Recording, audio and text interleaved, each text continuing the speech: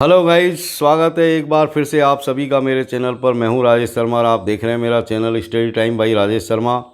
आज के इस वीडियो में हम पढ़ेंगे कक्षा 10 अंग्रेजी का मॉडल पेपर। और आज इस वीडियो में हम जो है इस मॉडल पेपर को यहां पर सॉल्व करेंगे, जो कि BSER यानी राजस्थान माध्यमिक शिक्षा बोर्ड अजमेर के द्वारा कक्षा 10 के बच्चों के लिए डाला गया है, जिससे कि वो आगामी अपनी परीक्षा की तैयारी कर सकें। इसलिए बने रहें मेरे साथ और देखें वीडियो को शुरू से अंत तक, जिससे कि आपकी तैयारी हो सके और आप आगामी परीक्षा में अच्छे से अच्छे मार्क्स ला सकें। क्योंकि जो पैटर्न यहाँ पर अपनाया गया है उस पैटर्न को यहाँ पर हम पूरी तरह से देखेंगे, सॉल्व करेंगे सारे क्वेश्चंस को, क्योंकि ये पूरी तरह से अनसॉल्व क्वेश्चन पेपर है। तो आइए शुरू करते हैं, लेट्स स्टार्ट। ये देखिए यहाँ पर ये क्वेश्चन नंबर 1 सेक्शन A के अंतर्गत यहाँ पर ये एक आपके लिए पैसेज दिया गया है, जिसको आपको पढ़ना है, समझना है और फिर इसके नीचे दिए हुए क्वेश्चंस के आंसर्स आपको लिखने हैं। तो आइए हम इसको हल करते हैं। Every individual wants peace of mind. Individual का मतलब हर व्यक्ति, यानी एवरी इंडिविजुअल यानी हर व्यक्ति, वांट्स यानी चाहता है, पीस ऑफ माइंड दिमाग की शांति, यानी हर व्यक्ति दिमाग की शांति चाहता है। But it is hard to find a person, लेकिन ऐसा व्यक्ति मिलना बहुत मुश्किल है। हु कैन से, जो ये कह सके दैट ही हैज़ अटेंड, कि उसने प्राप्त कर ली है, अटेन कर ली है, such a state of mental equilibrium, इस तरह की मानसिक समानता, as will allow him to live, जो इसे अलाउ करे रहने के लिए, ए लाइफ ऐसा जीवन, ऑफ ट्रांक्विलिटी जो शांति से भरा हुआ हो। Peace of mind is a distant dream for all of us. दिमाग की शांति हम सभी के लिए डिस्टेंट ड्रीम की तरह है, एक दूर के स्वप्न की तरह है, एक ऐसे स्वप्न की तरह है जो पूरा नहीं हो सकता। What is the reason for this, इसका क्या कारण है? The reason is that, reason ये है कि people hanker after ideal peace, कि लोग जो है उस आइडियल पीस के पीछे पीछे लालायित रहते हैं, उसको प्राप्त करने के लिए जो है उसके पीछे पीछे भागते हैं। दैट इज़ प्योर पीस, और वही प्योर पीस है, वही वास्तविक शांति है, विशुद्ध शांति है। A peace that is free from all kinds of non peace items. ये शांति कैसी है? जो हर तरह के नॉन पीस आइटम से पूरी तरह से मुक्त हो। But this kind of absolute peace is not in nature's storehouse. लेकिन इस तरह की शांति के बारे में जब हम सोचते हैं तो इस तरह की शांति मिलना बहुत मुश्किल है, क्योंकि प्रकृति के स्टोर हाउस में भी इस तरह की शांति कहीं भी नहीं है, इस तरह की एब्सोल्यूट पीस कहीं भी नहीं है। Let us take the analogy of rose. हम एक उदाहरण लेते हैं रोज़ का। रोज़ यानी गुलाब का आप एक उदाहरण लीजिए, उसकी समानता को देखिए। तो ये रोज़ इज़ वेरी ब्यूटीफुल फ्लावर। रोज़ एक बहुत ही ब्यूटीफुल फ्लावर होता है, वी नो दैट, हम इस बात को जानते हैं। But every stem has its thorns.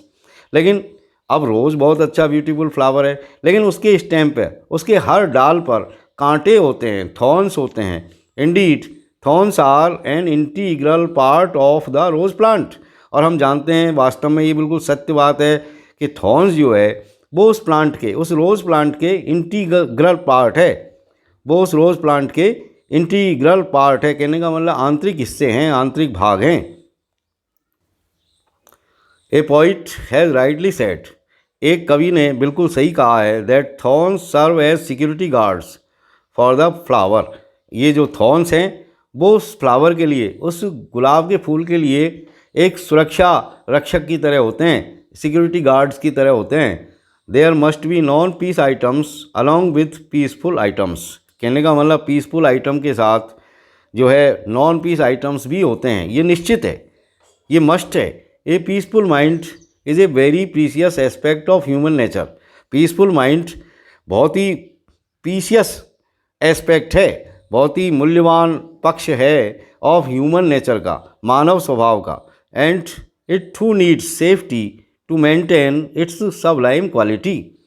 और इसको भी ज़रूरत होती है सेफ्टी की, सुरक्षा की, क्या करने के लिए? To maintain its sublime quality. इसकी जो है सबलाइम क्वालिटी को जो है बनाए रखने के लिए, मेंटेन करने के लिए, यानी सर्वोच्च गुणवत्ता को बनाए रखने के लिए। अब हम देखेंगे इसके जो क्वेश्चन आंसर्स हैं यहाँ पर हम उनको सॉल्व करेंगे। ये पहला question, it is a distant dream for all of अस। हम सभी के लिए डिस्टेंट ड्रीम क्या है? तो यहाँ आपके 4 ऑप्शंस यहाँ पर दे रखे हैं, इनमें से एक राइट ऑप्शन आपको छांटना है। तो पीस ऑफ माइंड यहाँ पर ये बिल्कुल राइट करेक्ट आपका आंसर है।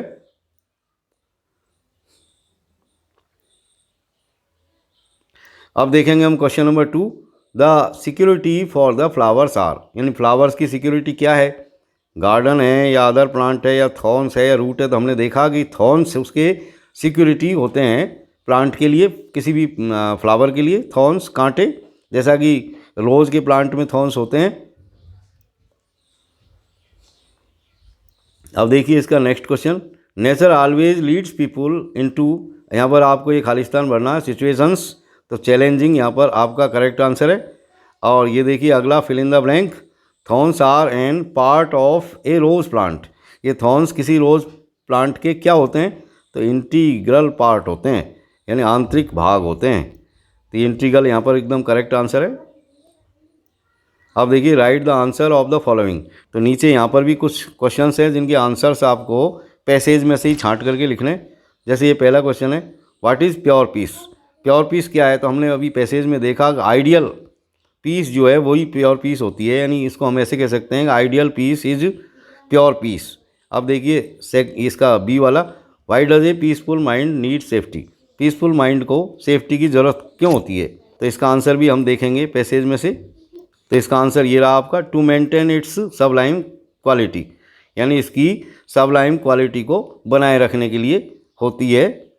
यहाँ आपके अभ्यास के लिए ये फिर एक और यहाँ पर अनसीन पैसेज है, read the following passage and answer the questions, इसको भी यहाँ पर हम सॉल्व करेंगे।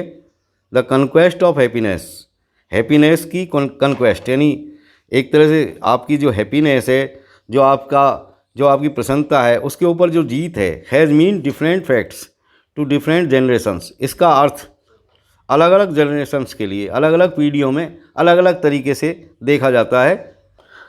आवर फोर फादर्स, यानी हमारे पूर्वज, फोर फादर्स का मतलब होता है पूर्वज, टुक प्राइड, उनको इस बात का गर्व होता था, वो इस बात में गर्व करते थे, किस चीज़ में, इन स्कॉलरशिप, पढ़ने लिखने में, ए स्पिरिट ऑफ सेक्रीफाइस, यानी and solicitude for the welfare of others, यानी दूसरे लोगों के कल्याण की भावना और सेक्रीफाइस की भावना, और पढ़ने लिखने में या किसी तरह का ज्ञान प्राप्त करने में प्राइड अनुभव करते थे, मतलब गर्व महसूस करते थे।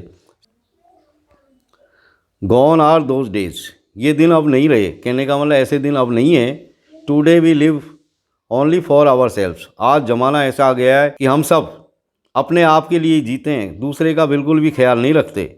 We are jealous of the advancement of our neighbours, jealous मतलब जलते हैं या ईर्ष्या रखते हैं हमारे नेबर्स के एडवांसमेंट को देख करके, यानी हमारे पड़ोसियों के विकास को देख करके भी हम जलते हैं। Be and of tense and unhappy, और हम पूरी तरह से टेंस, यानी हमारा जीवन पूरी तरह से टेंस में भरा हुआ रहता है और हम हमेशा दुखी रहते हैं, यानी स्ट्रेस में रहते हैं, पूरी तरह से तनाव में रहते हैं। The term happy has a variety of meanings, happy की मीनिंग्स की अलग अलग व्याख्याएँ हैं, अलग अलग वेराइटी है। It stands for the lucky, fortunate, content, glad और एप्ट, यानी हम हैप्पीनेस का जो मीनिंग है उसको अलग अलग अर्थों में लेते हैं।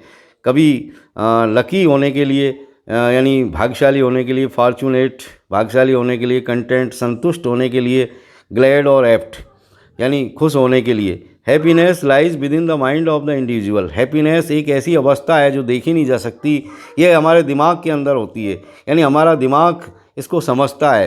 हैप्पीनेस लाइज रहती है हमारे किसी व्यक्ति के माइंड के अंदर। No amount of external wealth may be helpful in making him happy, किसी भी व्यक्ति को कितनी भी बाहरी जो दौलत है वो उसको खुश नहीं बना सकती, वो किसी भी व्यक्ति को खुश होने में सहायक नहीं हो सकती जब तक कि दिमागी अवस्था आपकी सही नहीं है। यदि दिमाग से आप प्रसन्नता अनुभव नहीं कर सकते तो कोई भी दौलत, कोई भी बाहरी जो दौलत है वो आपको खुश नहीं रख सकती। Our forefathers had life styles, हमारे फोर फादर्स की जो लाइफ स्टाइल थी, जो जीने का तरीका था, very much different from those we have today, वो आज के जीवन के जीने के तरीके से बिल्कुल भिन्न था। Their life was based mainly on the concept of simple living and high thinking, उनके जो जीवन जीने का जो तरीका था उसका आधार जो इस कंसेप्ट पर आधारित था, simple living and high thinking के ऊपर, सादा जीवन उच्च विचार के ऊपर आधारित था। पीपुल वर सेटिस्फाइड, लोग संतुष्ट थे, with whatever they obtained after working hard, यानी जो भी वो कठोर परिश्रम से प्राप्त कर लेते थे, जो ऑब्टेन करते थे, जो कुछ भी उनको मिलता था वो उसी के ऊपर संतुष्ट रहते थे, उसी में वो अपना काम चलाते थे। Excessive mental wealth did not mean much for them, they derived mental satisfaction and enrichment which they aimed at. यानी जिस मेंटल सेटिस्फैक्शन को वो प्राप्त करते थे और जिस चीज़ को जिस चीज़ से वो समृद्ध थे, जो उनका इरादा होता था, जिस सेटिस्फैक्शन को प्राप्त करने का और जिस दिमागी अवस्था को प्राप्त करने का, उसमें अत्यधिक जो भौतिक संपत्ति है उसका कहीं कोई अर्थ नहीं था, उसका कोई मतलब नहीं था।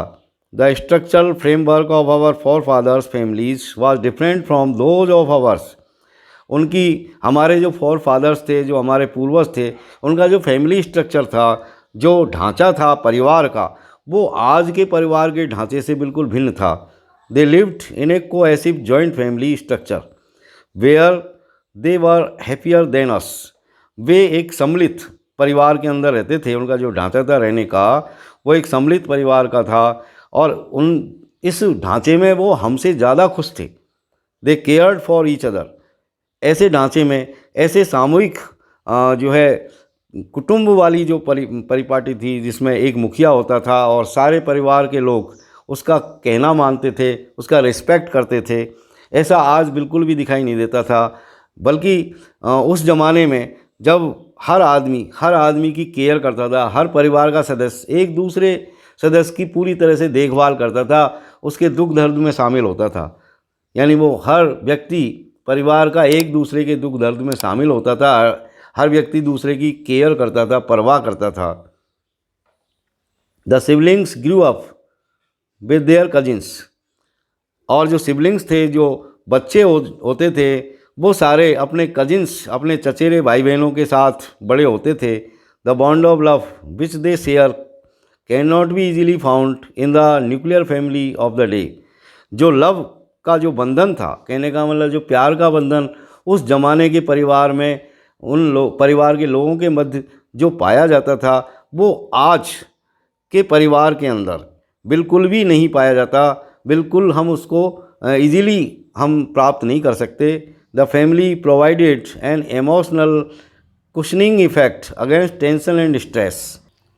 उस ज़माने की जो फैमिलियाँ थी वो एक तरह से पूरे परिवार के लोगों के लिए एक भावनात्मक जो है कुशनिंग प्रदान करती थी, टेंशन और स्ट्रेस के खिलाफ, यानी तनाव और दबाव के खिलाफ। तो प्यारे बच्चों, यहाँ पर हमने इस पैराग्राफ में देखा कि किस तरह आज के परिवार और हमारे फॉर फादर्स के जो परिवार थे, जो एक सामूहिक परिवार होते थे और जहाँ हर व्यक्ति, हर परिवार का सदस्य एक दूसरे का जो है केयर करता था, परवाह करता था, दुख दर्द में शामिल होते थे, और जिसमें एक मुखिया होता और मुखिया के अंतर्गत ही सारा परिवार चलता था, उसका ही कहना माना जाता था। इस तरह की चीज़ें आज इस दुनिया में दिखाई नहीं देती और यही कारण है हमारे पारिवारिक जीवन में टेंशन और स्ट्रेस का। अब हम यहाँ पर देखेंगे इसके question answers. Question number 1, our forefathers took pride in. हमारे जो फोर फादर्स थे, जो पूर्वज थे, वो किस चीज़ में गर्व महसूस करते थे। यहाँ पर कुछ आपके ये ऑप्शंस हैं। A, scholarship, spirit of sacrifice, welfare of others, all of these.